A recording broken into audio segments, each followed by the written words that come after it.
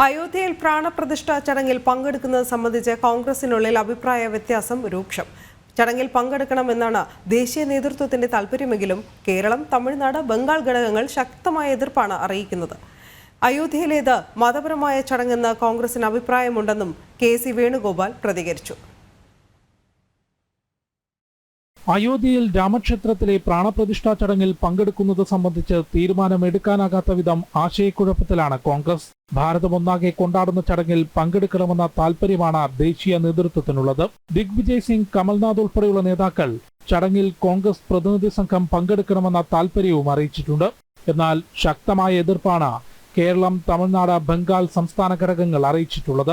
അതത് സംസ്ഥാനങ്ങളിലെ രാഷ്ട്രീയ സാഹചര്യത്തിൽ തിരിച്ചടിയുണ്ടാകുമെന്നും മുസ്ലിം വോട്ട് ബാങ്ക് കൈവിടുമെന്ന ഭയവുമാണ് കേരളം ഉൾപ്പെടെയുള്ള സംസ്ഥാന ഘടകങ്ങളുടെ നിലപാടിന് കാരണം.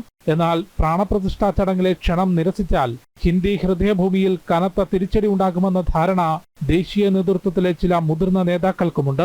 അയോധ്യയിലേത് മതപരമായ ചടങ്ങാണെന്നും കോൺഗ്രസിന് വ്യക്തമായ തീരുമാനമുണ്ടെന്നും AICC സംഘടനാ ജനറൽ സെക്രട്ടറി കെ.സി. വേണുഗോപാൽ പ്രതികരിച്ചെങ്കിലും തീരുമാനം എന്താണെന്ന് പറയാൻ ഇന്നും കെ.സി. വേണുഗോപാലിന് സാധിച്ചിട്ടില്ല. കേരളത്തിലെ രാഷ്ട്രീയ സാഹചര്യത്തിന്റെ പശ്ചാത്തലത്തിൽ അയോധ്യയിലേക്കുള്ള ക്ഷണം CPM general secretary Sitaram Yechury നിരസിച്ചിരുന്നു. പ്രതിപക്ഷ മുന്നണിയിലും ചടങ്ങിൽ പങ്കെടുക്കുന്നത് സംബന്ധിച്ച് അഭിപ്രായ വ്യത്യാസം നിലനിൽക്കുന്നുണ്ട്. ജനം, ഡൽഹി.